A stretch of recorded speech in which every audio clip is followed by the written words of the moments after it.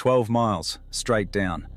If you jumped off this cliff, you'd fall for 12 minutes before hitting the bottom. 12 minutes to think about your choices, to watch your life pass by. To wonder how you ended up on a moon that looks like someone dropped it and glued the pieces back together wrong. This is Miranda. The moon only 293 miles across, smaller than the state of Texas, with cliffs taller than Mount Everest stacked on top of itself twice. And Miranda is not alone. Some moons orbit backwards, some are being torn apart from the inside. Some have mountains that shouldn't exist and rotations that defy prediction. These are the moons that broke every rule, and scientists still don't completely understand how they exist.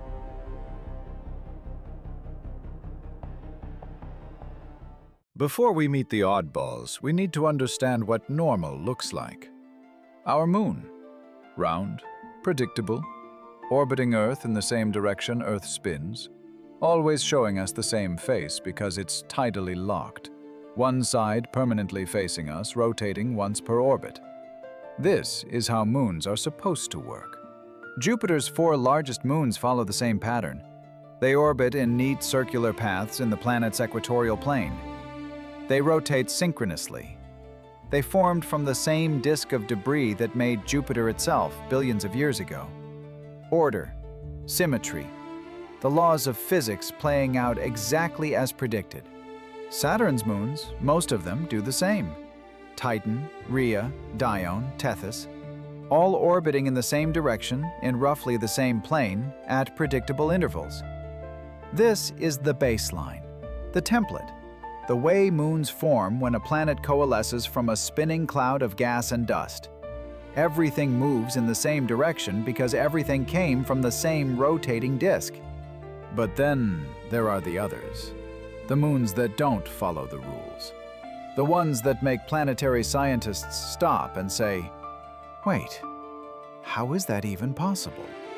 Meet the oddballs. January 24th, 1986. NASA's Voyager 2 spacecraft became the first and so far only probe to visit Uranus and its moons. Among them, Miranda, the smallest of Uranus's 5 major moons, just 293 miles in diameter. Scientists expected a boring, cratered ice ball. What they found stopped them cold. Miranda looked like somebody had taken 3 or 4 completely different moons, smashed them together, and hoped nobody would notice. Its surface is a patchwork of mismatched terrains, smooth regions next to heavily cratered areas, deep grooves cutting across ancient plains, and cliffs. Enormous cliffs. The biggest? Verona Rupes. Verona Rupes is the tallest cliff face known in the solar system. Estimates put it between 5 and 20 kilometers high, 12 miles at the upper end. For perspective, Mount Everest is 5.5 miles tall. The Grand Canyon is 1 mile deep. This cliff is more than twice Everest's height. On a moon, you could drive across in 4 hours. Because Miranda's gravity is just 1/124th of Earth's. If you jumped off the top of Verona Rupes, you'd fall for 12 minutes. You'd reach a terminal velocity of about 200 kilometers per hour, the speed of a very fast car. And here's the strangest part. You might survive. With padding or airbags, the fall would be survivable. No atmosphere means no air friction to slow you down, but also no crushing pressure when you land. But that's not even the real mystery about Miranda. The mystery is why Miranda looks the way it does. Scientists call these regions coronae, oval-shaped features that look like they've been folded, stretched, and reassembled. The leading hypothesis: at some point in Miranda's past, it was hit so hard it shattered, completely broke apart. Then gravity slowly pulled the pieces back together, but not neatly, not in the same configuration. The fragments reassembled into this chaos. Other scientists think the answer is simpler but weirder. Miranda's interior partially melted from tidal heating, causing the surface to crack and buckle as denser material sank and lighter ice floated up. Either way, Miranda is geological violence frozen in time. It's a moon that shouldn't look like this, but it does.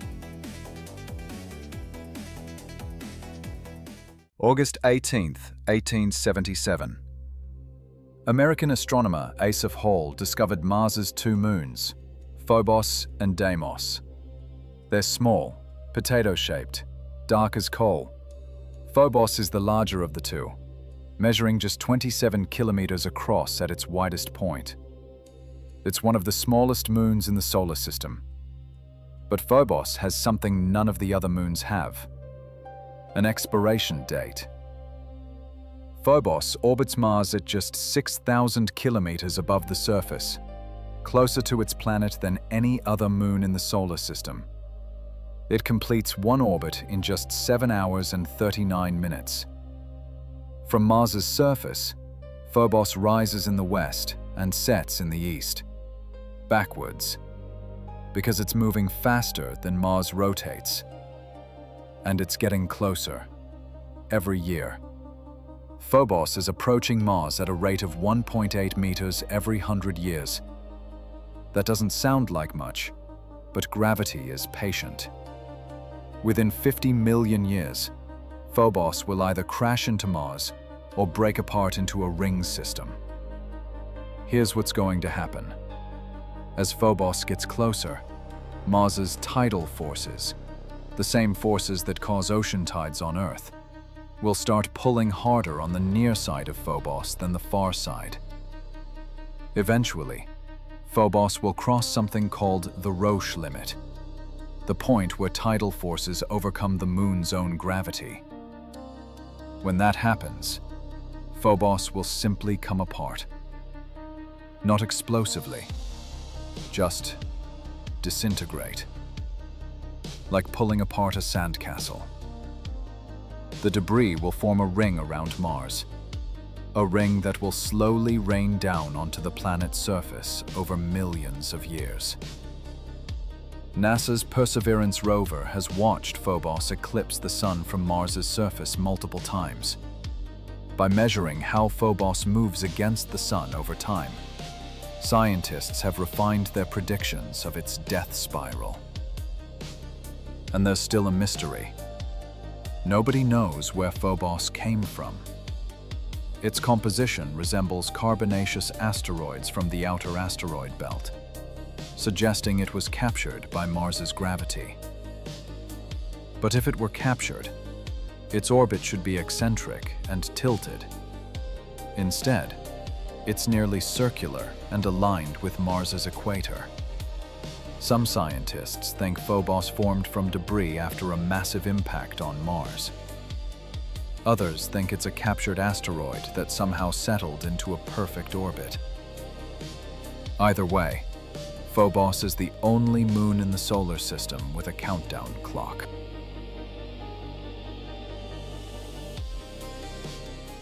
October 10th, 1846.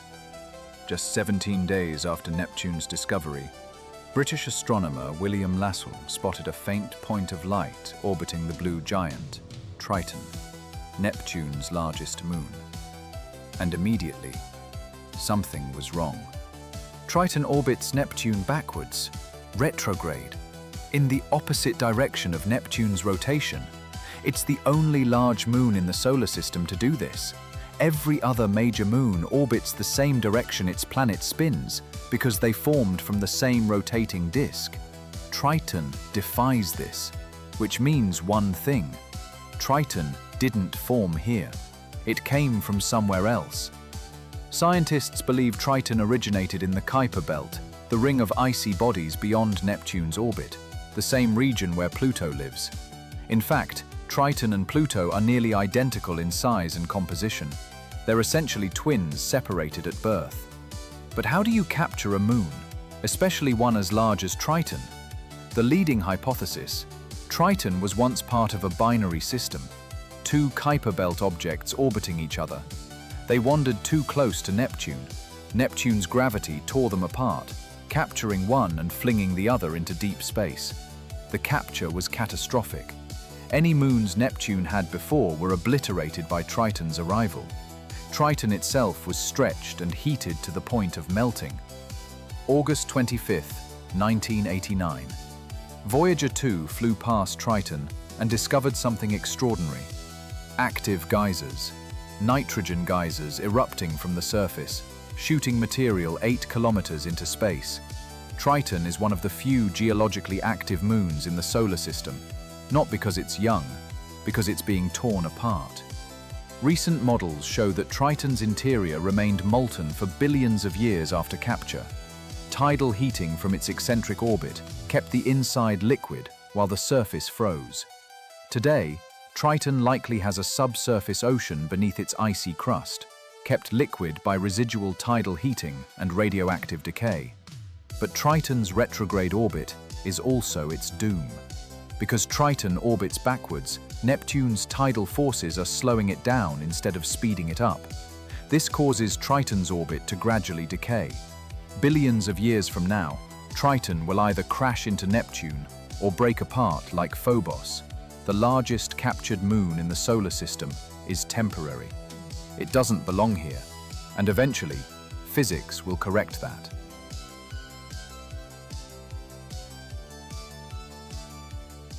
September 26, 2005. NASA's Cassini spacecraft flew within 500 kilometers of one of Saturn's strangest moons, Hyperion, a potato-shaped satellite about 270 kilometers across. But it wasn't the shape that shocked scientists. It was the surface. Hyperion looks like a cosmic sponge, deeply pitted with craters that don't look like any craters anywhere else. The walls are bright ice, the floors are dark red, and the whole thing looks hollow. That's because it is. Cassini measurements revealed that about 40% of Hyperion is empty space. It's not solid rock and ice. It's a porous, loosely assembled pile of rubble with the density of cork. When meteorites hit Hyperion, they don't excavate material. They compress the surface, punching deep holes. Most ejecta escapes the weak gravity and never comes back. But the real weirdness is how Hyperion spins. Hyperion has chaotic rotation. Its axis of rotation wobbles and tumbles unpredictably, making it impossible to predict how it will be oriented in the future. Most moons are tidally locked, always showing the same face to their planet. Hyperion can't lock. It tumbles chaotically, with its orientation changing in ways that are fundamentally unpredictable. The cause: Hyperion orbits in a 3-to-4 resonance with Titan, Saturn's massive moon. For every 3 times Hyperion orbits Saturn, Titan completes 4 orbits. This resonance, combined with Hyperion's irregular shape and eccentric orbit, creates gravitational tugs that prevent stable rotation. Its Lyapunov time, the time it takes for chaos to take over, is about 30 days. This means if you watched Hyperion for a month, its rotation would become completely unpredictable. Hyperion is the only confirmed case of chaotic rotation in a large planetary moon, though scientists suspect some of Pluto's smaller moons, Nix, Hydra, Styx, might tumble chaotically too. Scientists think Hyperion is a fragment of a much larger moon that was destroyed in a catastrophic collision. The proto-Hyperion might have been 350 to 1,000 kilometers in diameter. What we see today is the largest surviving piece, a shattered remnant tumbling through space, unable to hold itself together or spin in a stable way. It's a moon that's barely holding on. October 25th, 1671. Giovanni Cassini discovered a strange moon orbiting Saturn. But he could only see it on one side of Saturn, never on the other. He correctly deduced the truth. One hemisphere of this moon was much darker than the other. One side reflected light, The other absorbed it.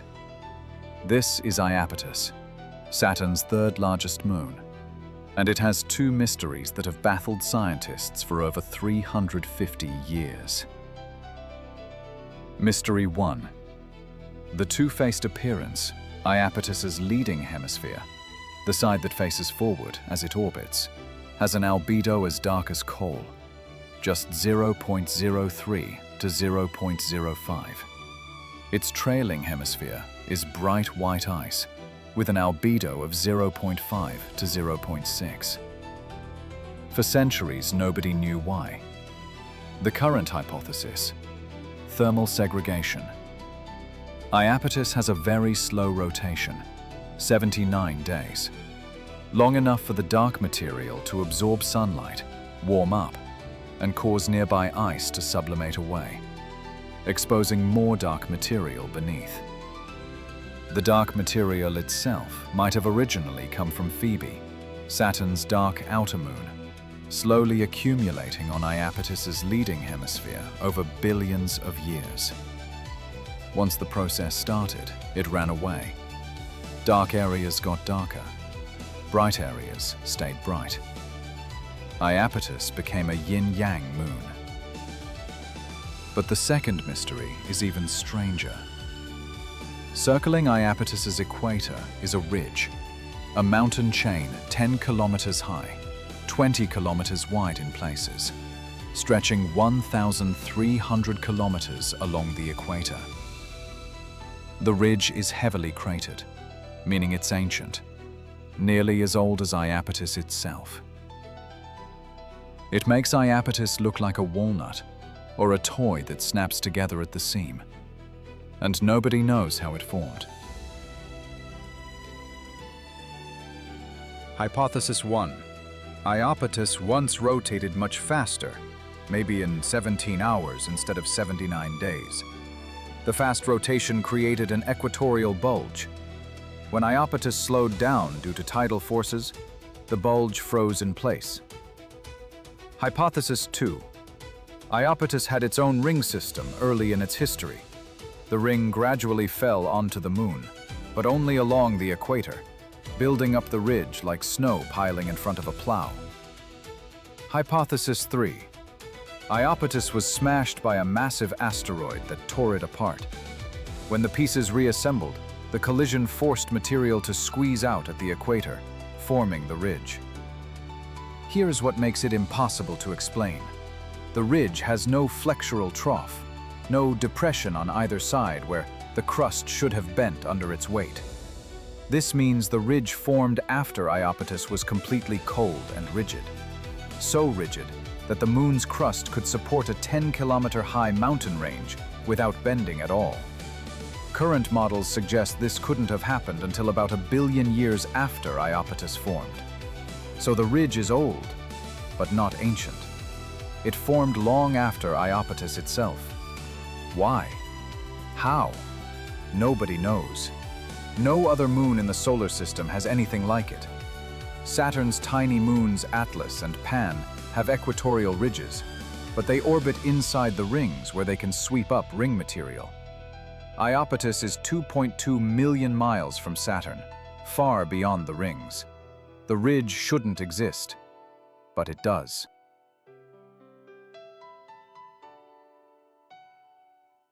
Miranda, shattered and reassembled, or melted from within. Phobos, spiraling to its doom, doomed to crash or disintegrate. Triton, captured from the Kuiper Belt, orbiting backwards, destined to fall.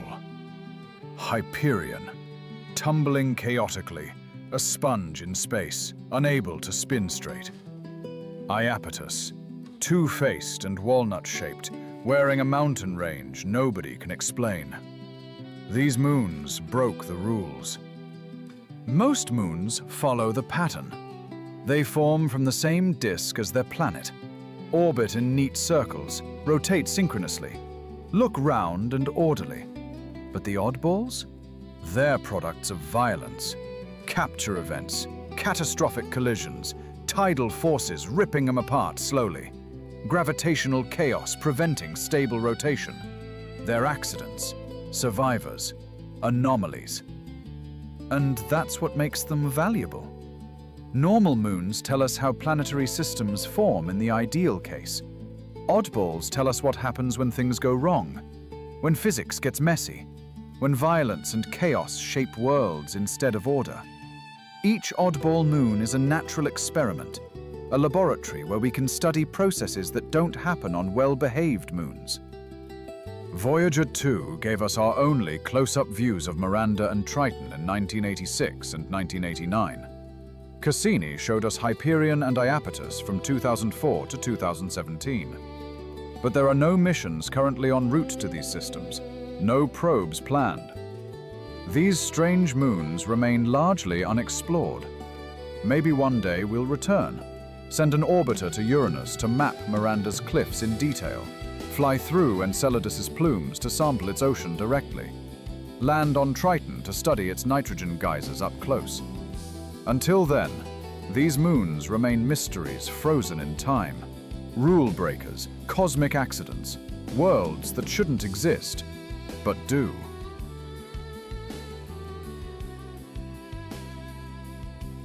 "12 miles straight down. A 12-minute fall in Miranda's weak gravity. If you survived the landing, you'd stand at the bottom and look up at a cliff face taller than anything on Earth. And you'd ask, how? How does a moon this small have cliffs this tall? How did Phobos end up in a death spiral? How did Triton get captured and survive? Why does Hyperion tumble like a broken toy? What built Iapetus's mountain belt? The answers are incomplete. Hypotheses, best guesses. Because these moons don't fit the models. They're reminders that the universe doesn't always follow the script. That order and chaos coexist. That some of the most beautiful things in the solar system are accidents. Products of violence, collision, capture, and forces we're only beginning to understand. Our moon is boring by comparison. Round, predictable, tidally locked. Exactly what you'd expect. But boring doesn't mean less important. It means lucky. Our moon formed from a relatively gentle collision between proto-Earth and a Mars-sized body. It settled into a stable orbit. It's been there ever since, giving Earth stable tides and seasons. We got the normal moon, the predictable one. The oddballs got the interesting stories. This is Cosmic Canvas, where we celebrate the moons that broke the rules and kept their secrets. Until next time, look for the anomalies, the outliers, the things that shouldn't exist. That's where the best stories hide.